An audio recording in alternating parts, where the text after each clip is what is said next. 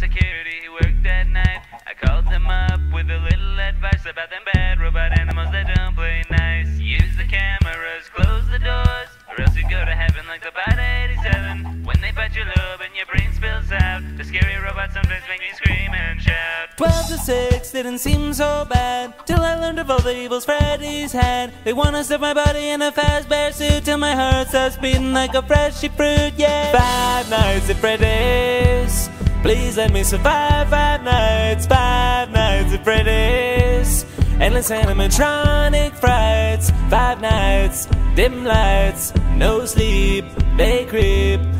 Lord help me survive. Power's running low, barely any left, as my heart starts pounding up against my chest. Should I close the door? Is it right outside? If I run out of power, I'll have nowhere else to hide. Need this job, that's why I came back, even though it's dangerous, the pay is whack. Why did I not bring a gun? Maybe if I had, it would be fun.